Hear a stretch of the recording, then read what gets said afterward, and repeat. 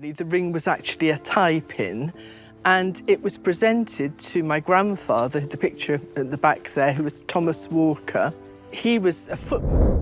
Princess Anne has just delivered a brutal 24-hour ultimatum to Camilla's daughter, Laura Lopes. At the center of the clash is a ghost asset, Queen Elizabeth's highly classified hidden sapphire collection. Omitted from every official ledger, this forbidden prize has sparked a quiet war inside the House of Windsor. Why did the Princess Royal make this sudden move? And what happens if Laura refuses to hand them back? Let's find out. The collection nobody was supposed to know about.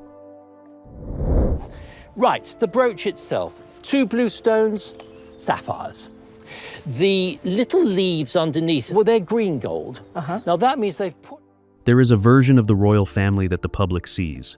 The balcony appearance, the carefully timed press releases, and the jewels were catalogued, photographed, and insured to the last carat.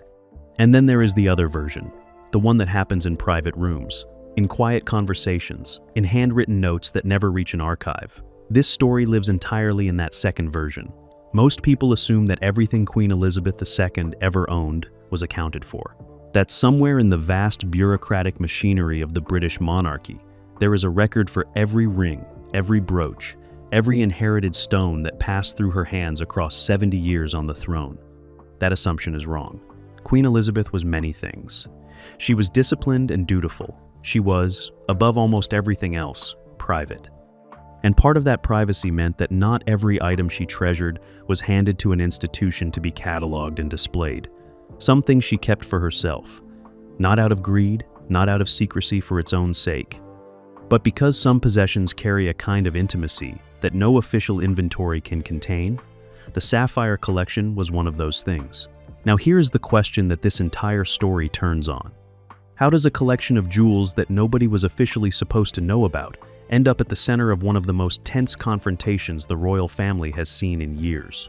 That answer begins much earlier than most people realize. Queen Elizabeth inherited her love of sapphires from a long line of royal women who understood what the stone represented. Sapphires have appeared in the British royal family for centuries. They carry both weight and history. But within the official royal collection, most of the great sapphire pieces are well documented. The pieces that made headlines, the pieces that appeared in portraits. The collection in question here was different. These were not state pieces. Neither were they inherited through formal channels, nor transferred by royal warrant. They were personal acquisitions. Gifts received over decades. Some came from foreign dignitaries in private settings, outside the formal gift exchange protocols that require official logging. Some came from individuals within the family whose names are still spoken carefully inside the palace.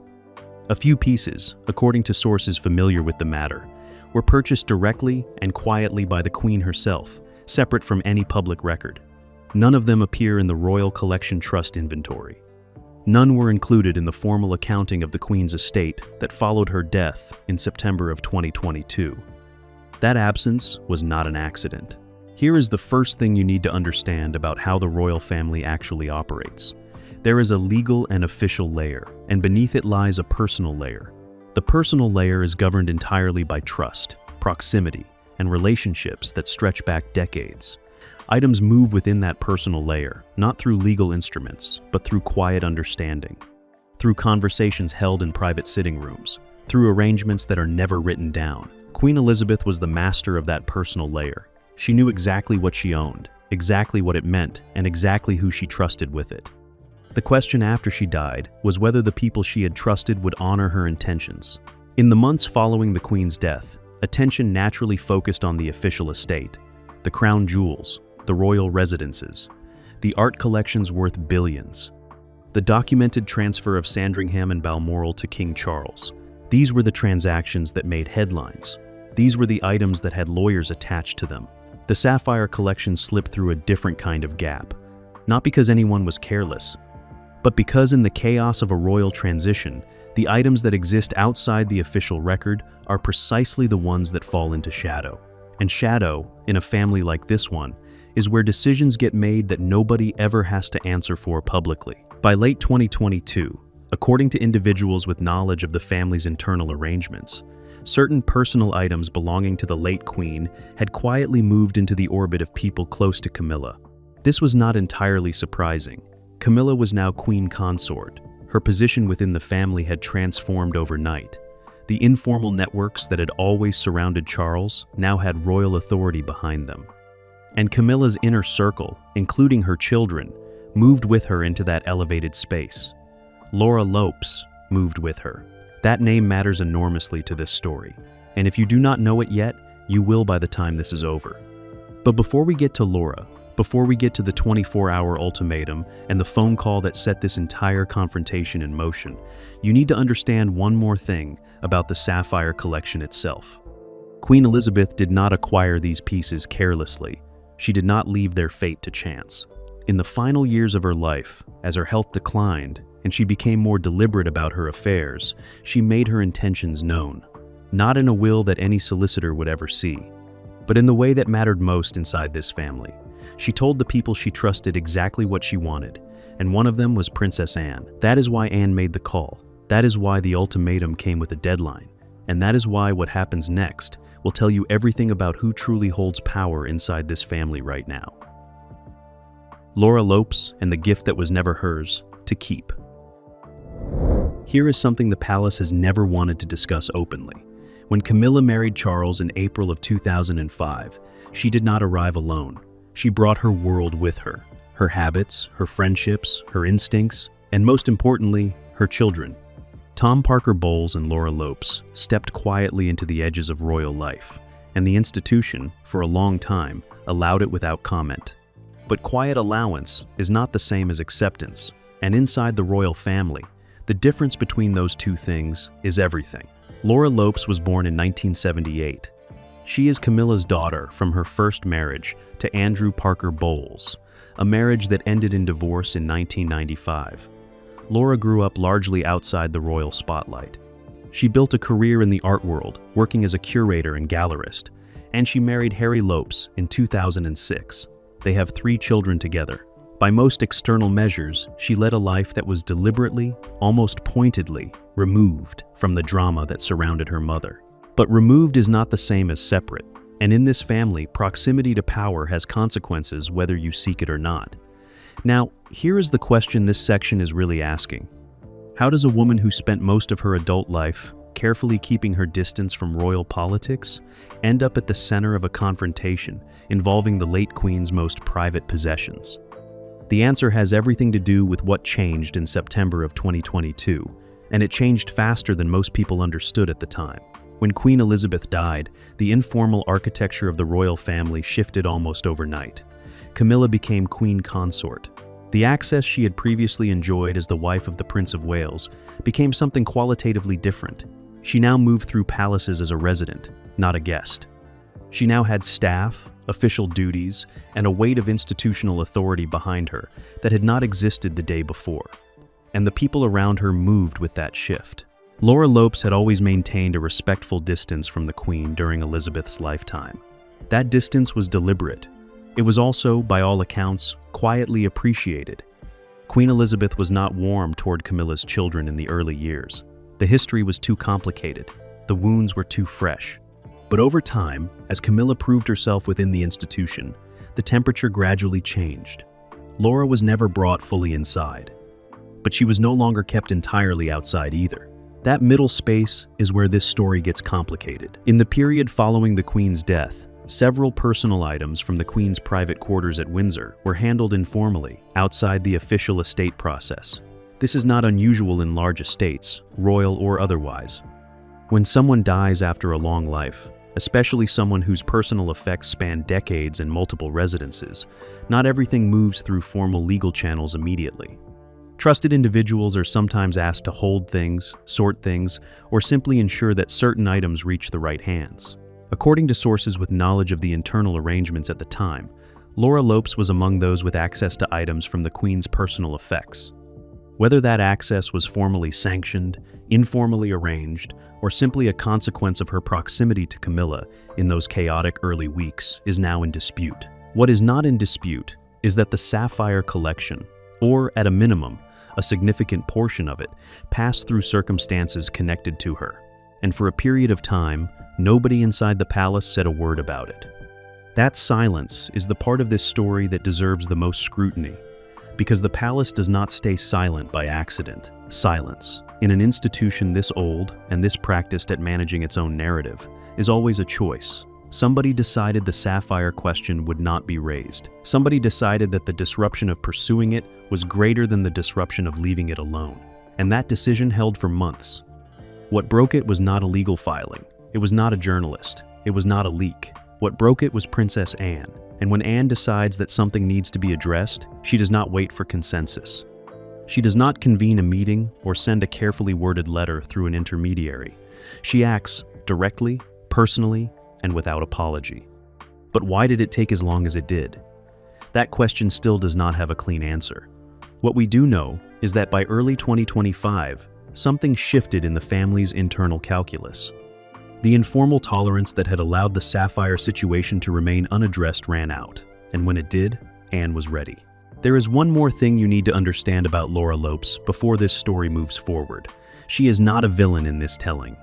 She is a woman who occupied an impossible position, close enough to power to be affected by it, but never formally inside it. She had no official royal title, no constitutional standing, and no protection that any institution was obligated to provide her.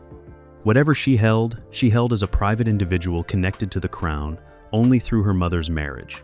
In a family that runs entirely on precedent and bloodline, that distinction matters enormously. It is also exactly the kind of distinction that Princess Anne has spent her entire life defending. And it is the distinction that made the phone call inevitable. Anne moves first. Let's be clear about something before we go any further. Princess Anne does not get involved in things she does not intend to finish. That is not who she is. It has never been who she is. In 60+ years of public life, she has built a reputation inside the royal family that is entirely her own. Not inherited from her mother, not borrowed from her position. Earned, personally, through decades of showing up, speaking plainly, and refusing to pretend that difficult things are not difficult. So when Anne picked up that phone, she had already made her decision. The call was not the beginning of her involvement, it was the end of her patience. To understand why Anne is the one who moves in this story, you have to understand what Anne actually represents inside the British royal family. She is not simply the Princess Royal. She is, in practical terms, the institutional conscience of the Windsor family. The one member who has consistently, publicly, and sometimes uncomfortably held the line between what the monarchy is supposed to stand for and what individual members of the family might prefer it to accommodate. She has done it her entire life. She tried to return her children's inherited titles so they could live without the weight of royal expectation. She has carried out more public engagements per year than almost any other working royal for decades.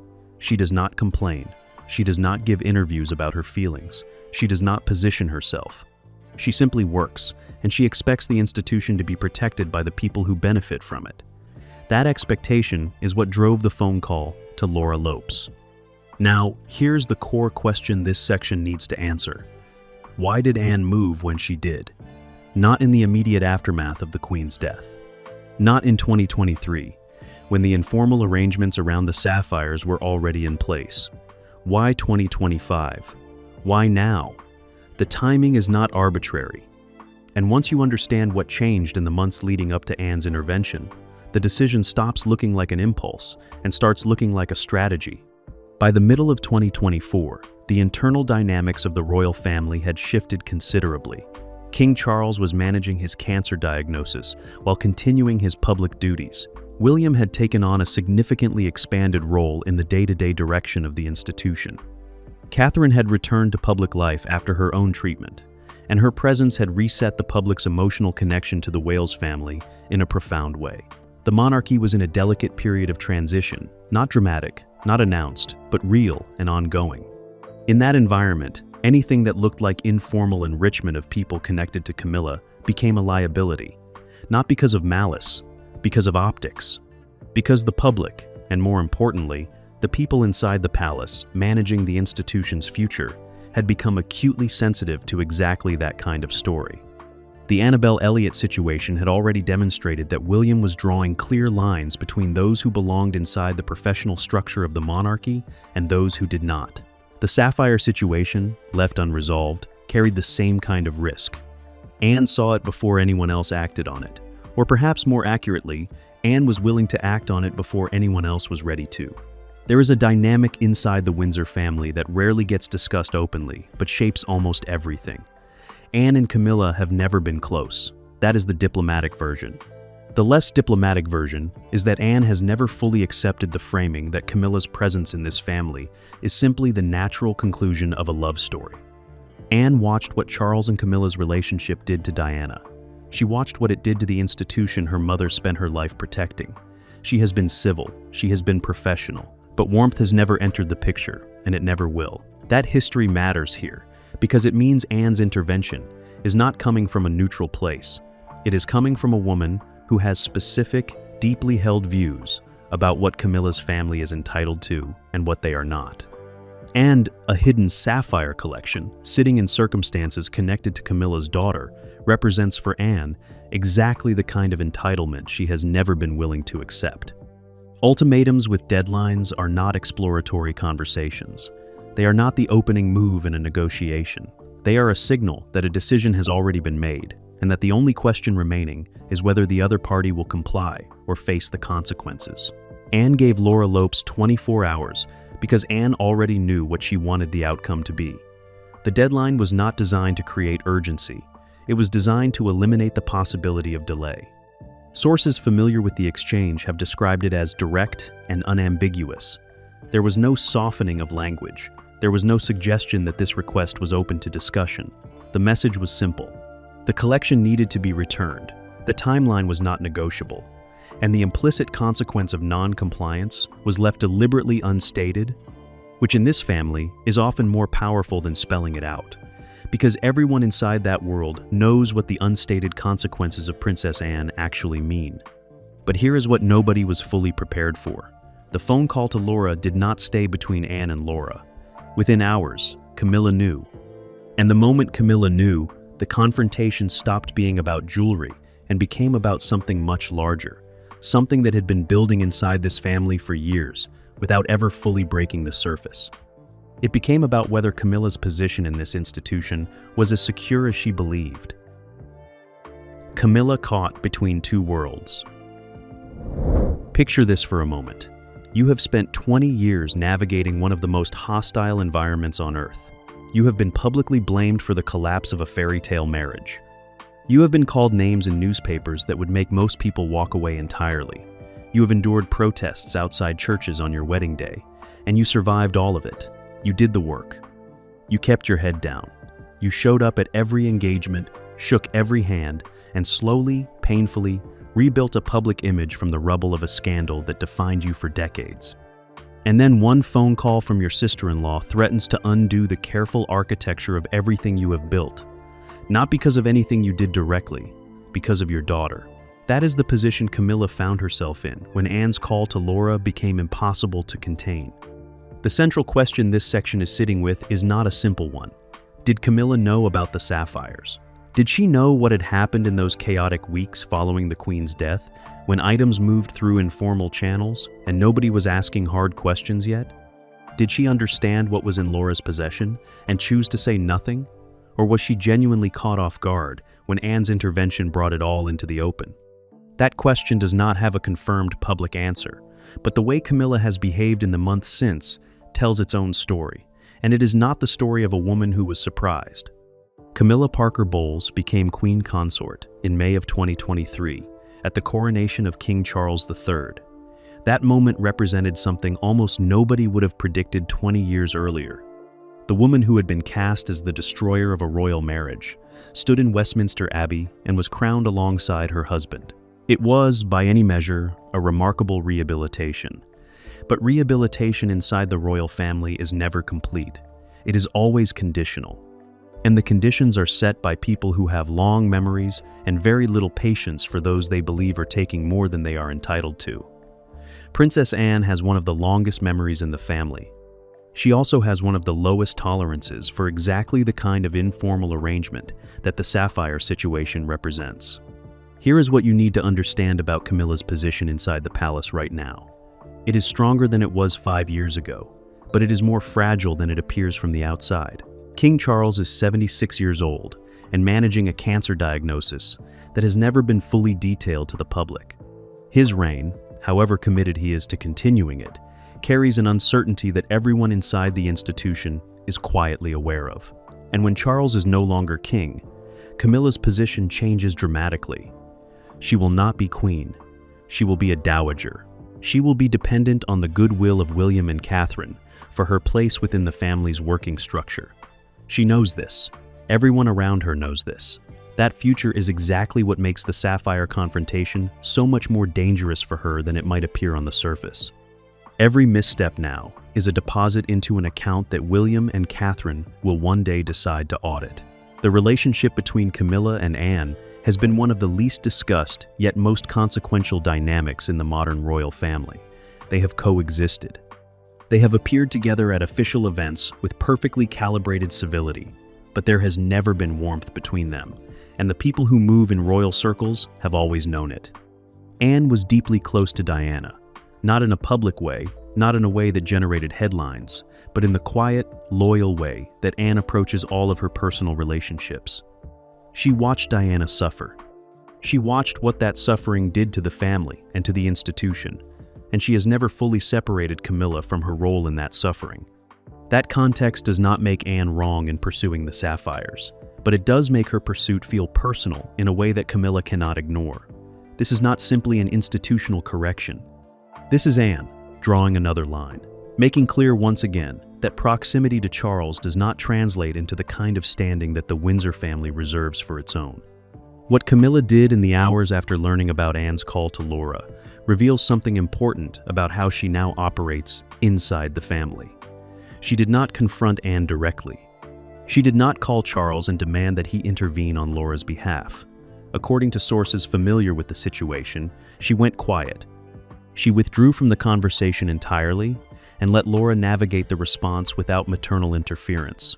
Whether that was wisdom or resignation is a matter of interpretation, but it was not the behavior of a woman who felt secure in her ability to push back. That silence spoke as loudly as anything Camilla could have said. It suggested that she understood, at some level, that Anne's position carried weight, not just personal weight, institutional weight. The kind that comes from knowing that the next generation of this family is aligned with the correction, not with the person being corrected. And that brings us to the hardest question of all, not whether Camilla knew about the Sapphires, not whether Laura should have held on to them as long as she did. The hardest question is this: has Camilla, despite the crown she wore at Westminster Abbey, despite the title she carries, and the palaces she moves through, ever truly been accepted as one of them? Because if Anne's intervention tells us anything, it tells us that the answer to that question is still, after all these years, not entirely settled, and the Sapphires are just the latest proof. What the Sapphires actually represent. There is a moment in every great family conflict where the thing being fought over stops being the point, where the object at the center of the dispute becomes a symbol for something much larger and much older than the dispute itself. The Sapphires stopped being about sapphires a long time ago.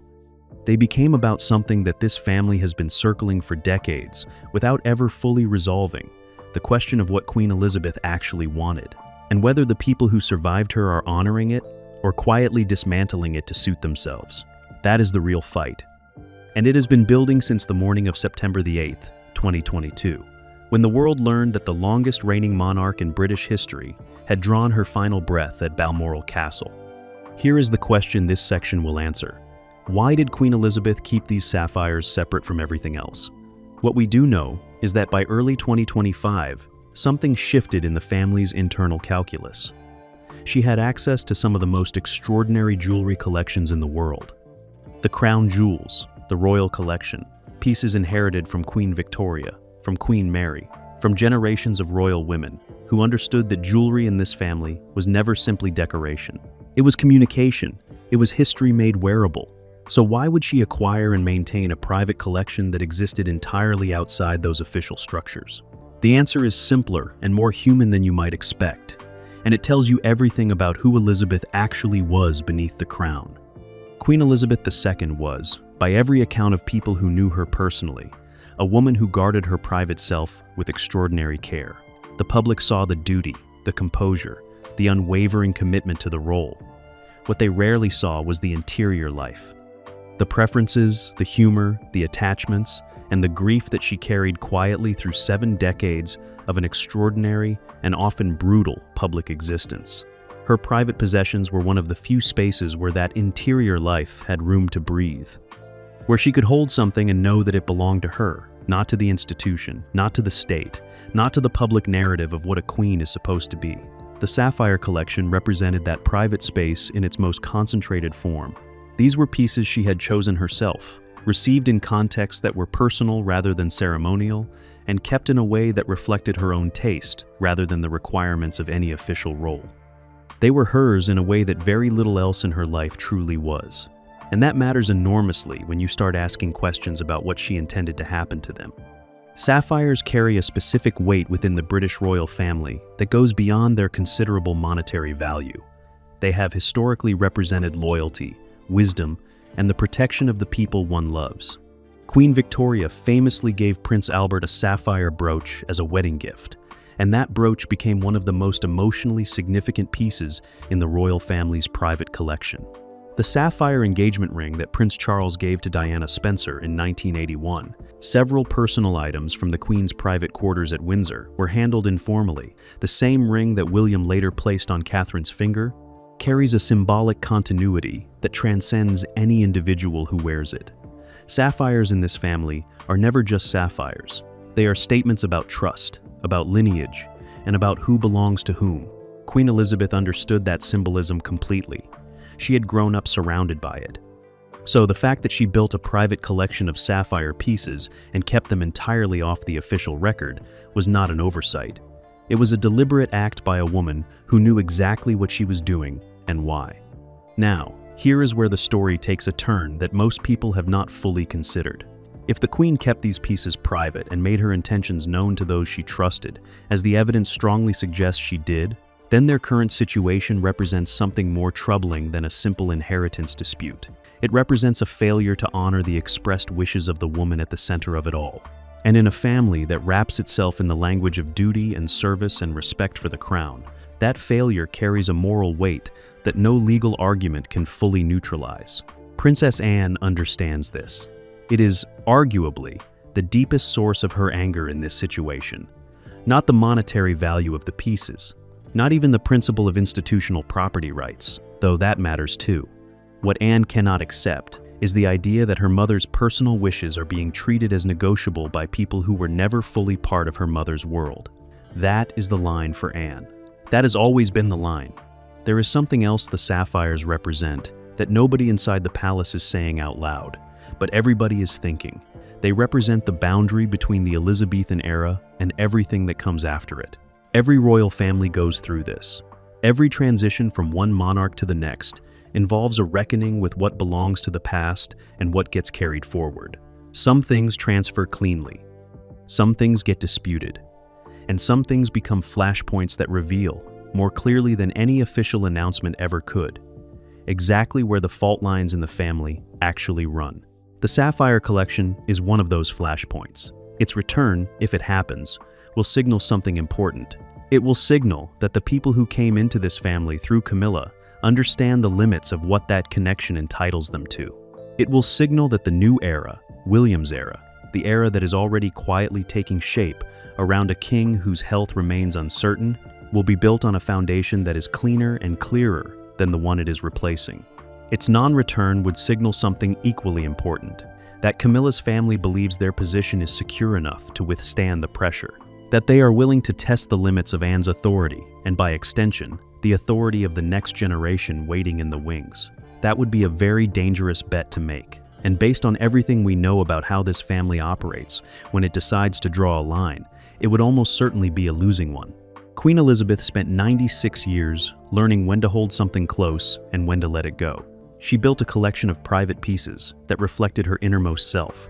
She made her wishes known to the daughter she trusted most completely, and she died believing that those wishes would be honored.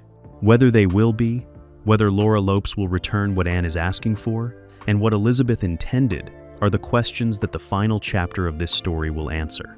But here is what we already know. The sapphires are not just gems sitting in a box somewhere. They are the last clear expression of what Queen Elizabeth wanted for her private legacy.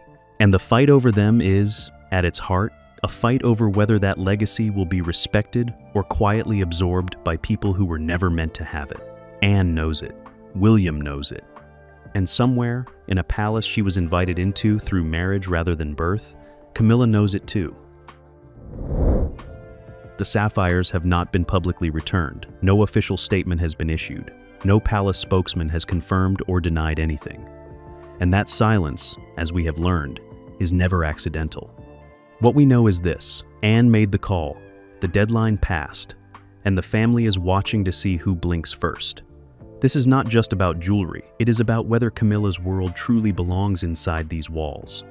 And the answer is being written right now, quietly, behind closed doors, in the way that all the most consequential royal decisions always are.